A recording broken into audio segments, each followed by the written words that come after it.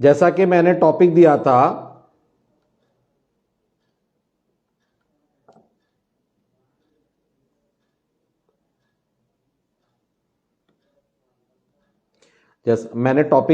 कि बीजेपी को मुसलमानों ने कब हराया और सेकुलर पार्टियों का, किसी भी एक सेकुलर पार्टी का कब साथ दिया।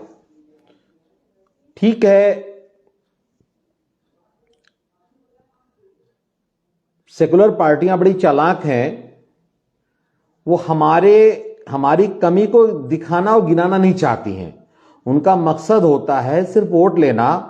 अगर वो आपको सुधारने के चक्कर में पड़ जाएंगी, सच बोल देंगी, तो आपको पसंद नहीं आएगी और आप उनको वोट देने की बजाय उनसे दूर हो जाएंगे। तो इसलिए आप 40% वोट देते हैं तो मुलायम सिंह 80% कह देते हैं। आप हमेशा विरोध करते हैं, कांग्रेस कहती नहीं, आप सपोर्ट करते हैं। तो ये उनकी एक रणनीति है कि वो आपको छेड़ना नहीं चाहते हैं। लेकिन हमारे लोगों की यह जिम्मेदारी है कि सच सामने लाया जाए।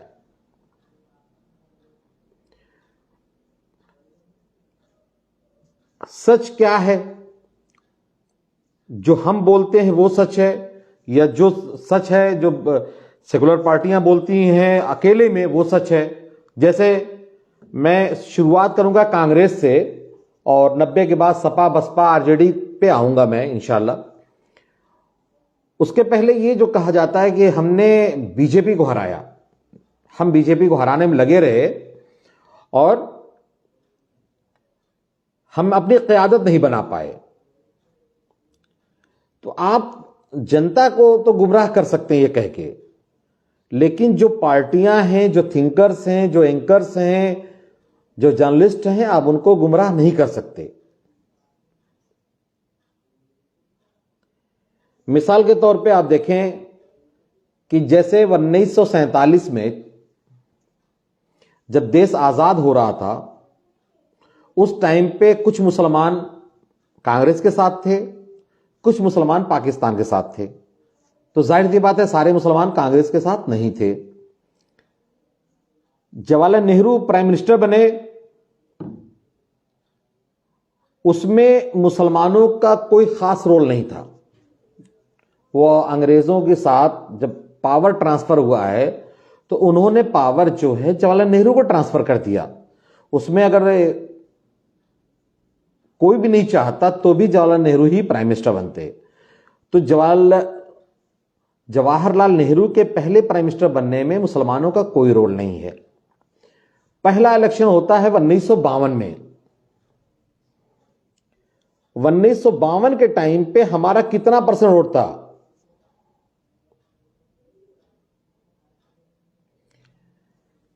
उन्नीस सौ बावन के टाइम पे हमारे वोट 10% से नीचे थे और उस 10% के वोट में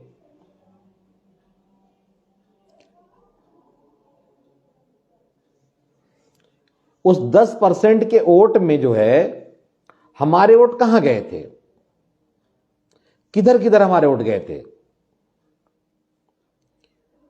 उस टाइम पे कम्युनिस्ट पार्टियों को भी वोट गए थे, सोशलिस्ट पार्टी को वोट गया था, किसान मजदूर पार्टी को वोट गया था, कृषक लोक दल को वोट गया था, पीपुल डेमोक्रेटिक फ्रंट को, मतलब बहुत सारी पार्टियों को मुसलमानों ने 1952 में वोट किया था। तो उसमें कांग्रेस को कितना परसेंट वोट किया ये तो नहीं पता चलेगा, लेकिन कांग्रेस 44% के आसपास 45% वोट पाई थी और 364 सीट जीती थी। तो उसमें मुसलमानों के 2, 4, 5% वोट से कांग्रेस का क्या हुआ था? कांग्रेस को आपके वोटों की कोई जरूरत नहीं थी और आपके पास जो ऑप्शन थे आपने चुने थे, ठीक। और आपको जिसको जिसको वोट देना था आपने उनको वोट दिया था, लेकिन आपने बाद में एहसान किस पे लादा? कांग्रेस के ऊपर। फिर 1957 में इलेक्शन होता है, उस वक्त भी आपके वोट परसेंटेज बहुत ज्यादा नहीं थे। आपने उस टाइम भी जिसको जिसको मन किया आपने उसको वोट किया। कांग्रेस का वोट परसेंटेज और बढ़ गया, 48% वोट पाई। मुसलमानों ने प्रजा सोशलिस्ट पार्टी को वोट दिया, कम्युनिस्ट पार्टी को वोट दिया, शेड्यूल कास्ट फेडरेशन को वोट दिया, बहुत सारी पार्टियों को मुसलमानों ने वोट किया। कांग्रेस को भी किया होगा 5%, 10%, जो भी इनका वोट रहा हो। फिर अगला इलेक्शन 57 के बाद 62 में होता है। 62 में भी आपने जो है वही हरकत दोहराई। आपके वोटों की ना तो इतनी ज्यादा तादाद थी और ना इतनी अहमियत थी।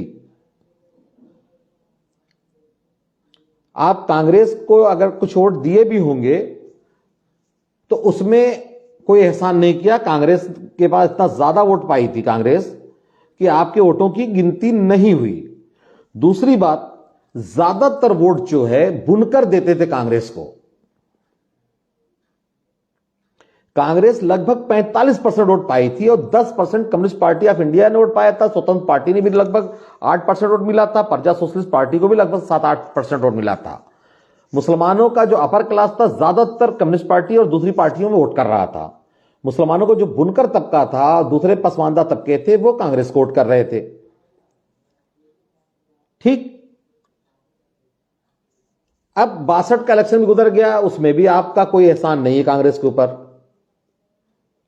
खासतौर से जो है जो सो कॉल्ड अशराफ बिरादरियां हैं, जो कूद कूद के दावा करती हैं कि हम बीजेपी को हराने के नाम पे वोटिंग करते रहे, तो आपका 62 में भी कोई रोल नहीं था। 67 तक आते आते जब थोड़ी चर्बी चढ़ गई तो उस वक्त एक पार्टी बना ली गई मुस्लिम मजलिस के नाम से। डॉक्टर जलील अहमद फरीदी साहब ने बनाया था। और 1967 में जो वोटिंग हुई है वो लगभग कांग्रेस 40% पे आ गई। सीटें बहुत कम घट गई। मुसलमानों ने जम के विरोध किया कांग्रेस का और 78 सीट जो पिछली बार जीती थी ये हार गई। और भारतीय जनसंघ ने सीटें निकाली, स्वतंत्र पार्टी ने सीटें निकाली, कम्युनिस्ट पार्टी ऑफ इंडिया ने निकाली, संयुक्त सोशलिस्ट पार्टी निकाला, communist party of India Marxist ने निकाला, प्रजा सोशलिस्ट पार्टी, बहुत सारी पार्टियों ने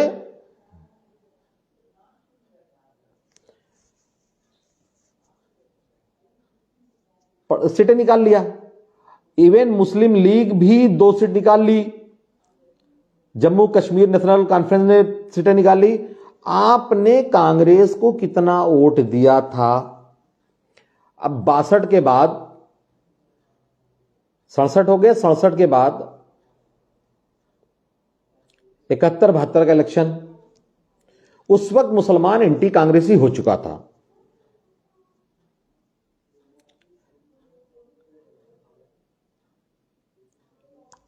अब फिर भी यह दावा करता है कि हम कांग्रेस का 70 साल से हम दरी बिछा रहे हैं। कांग्रेस की दरी नहीं बिछा रहा था। ये जितना ज्यादा कांग्रेस के खिलाफ जा सकता था ये कांग्रेस के खिलाफ जा रहा था। कांग्रेस का विरोध कर रहा था ये मुसलमान। 1971 में जब आम इलेक्शन होता है तो कांग्रेस 2 हिस्से में बंट जाती है, इंडियन नेशनल कांग्रेस आर और इंडियन नेशनल कांग्रेस ऑर्गेनाइजेशन। तब भी कांग्रेस किसी तरह से 44% तक वोट लेने में कामयाब हो जाती है और 10% दूसरी कांग्रेस भी वोट लेती है। तो मुसलमानों ने इस कांग्रेस को वोट किया था कि मुसलमानों ने उस कांग्रेस को वोट किया था। कम्युनिस्ट पार्टी ने भी 23 सीटें निकाला था, मार्क्सिस्ट ने भी 25 सीटें निकाला था, तेलंगाना प्रजा समिति ने भी सीट निकाला था। कांग्रेस की जो सीटें थी वो 352 थी। जाहिर सी बात है 521 सीटों में 352 कांग्रेस पा रही, तो बाकी सीटों में तो कोई और वोट कहीं और वोट जा रहा है, आपका कोई और वोट कर रहा था। और मुसलमान कांग्रेस से को कभी भी कांग्रेस के साथ नहीं था। तो बीजेपी को कैसे हराया आपने? उसके बाद 74 में इमरजेंसी लग जाती है। मुसलमान पूरी तरीके से कांग्रेस के विरोध में आ जाता है और मुसलमान भाजपा के साथ हो जाता है। मतलब उस जमाने में जनसंघ, जो जनसंघ भारतीय जनसंघ पार्टी थी, उसके साथ चला जाता है मुसलमान।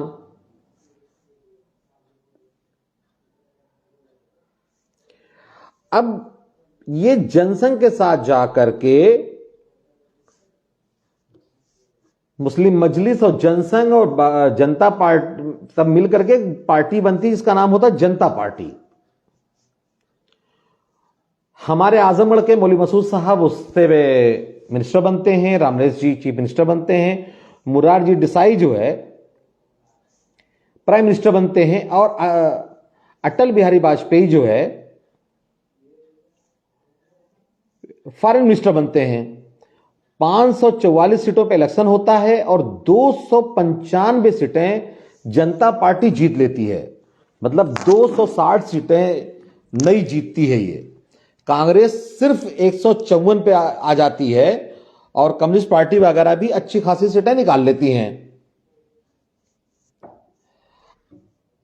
अब आप मुझे ये बताएं या आप खुद जानने की कोशिश करें कि मुसलमानों ने मिल करके कांग्रेस को हराया था, लेकिन बीजेपी या आरएसएस या जनसंघ को मुसलमानों ने कब मिलकर हराया था, किसके साथ मिलकर हराया था, कब हराया था? कि अब यह कहा जा रहा है कि हम भाजपा को नहीं हराएंगे, हम खुद को जिताएंगे। ये मैं बार बार ये सवाल करता हूं या मैं जानना चाहता हूं कि आपने भाजपा को कब हराया था, किसके साथ मिलकर हराया था?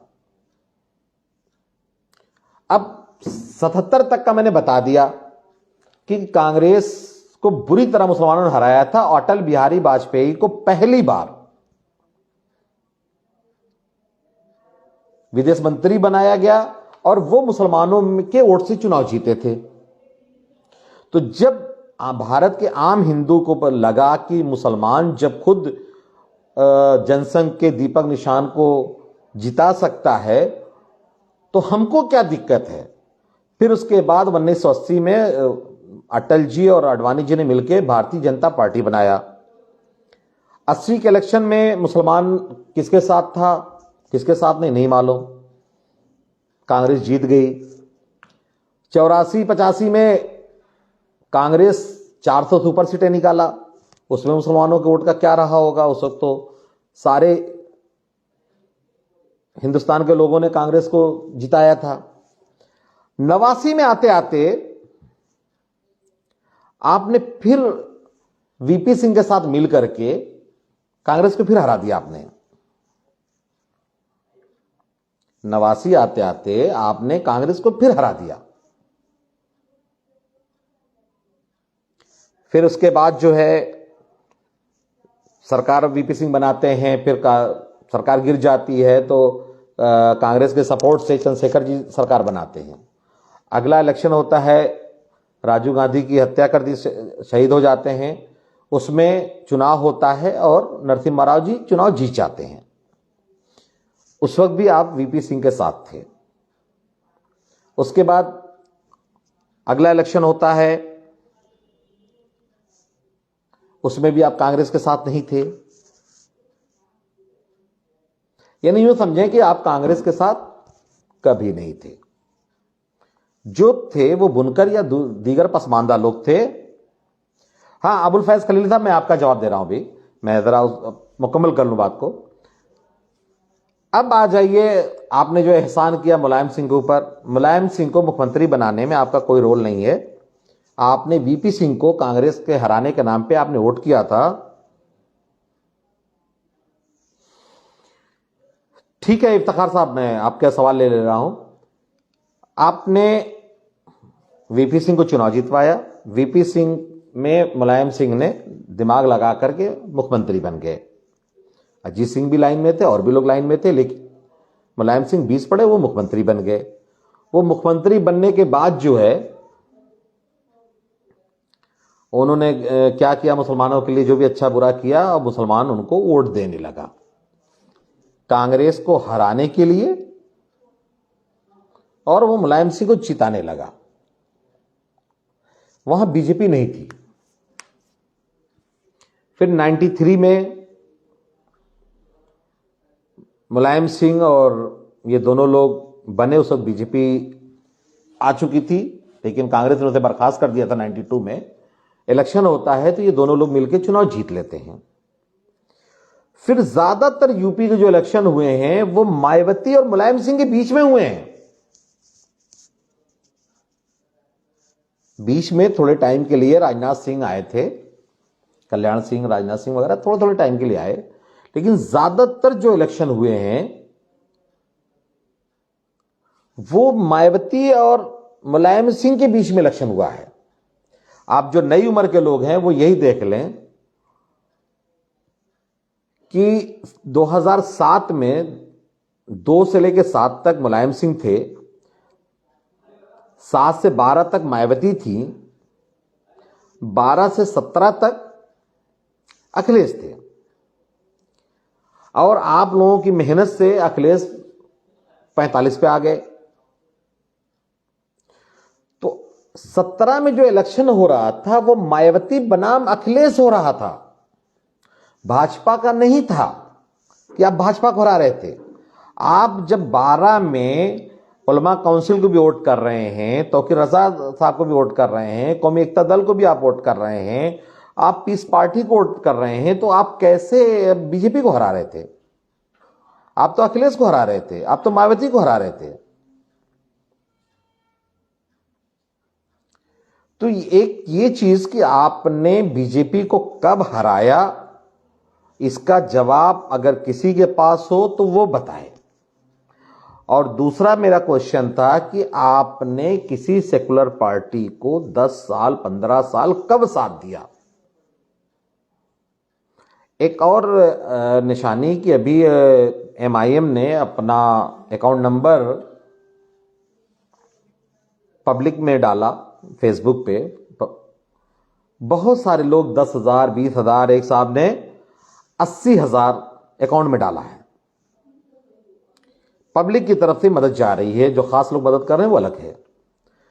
सपा को, बसपा को, कांग्रेस को, आरजेडी को, इस तरह की जो भी पार्टियां हैं सेकुलर कही जाने वाली, इस तरह का चंदा आखिरी बार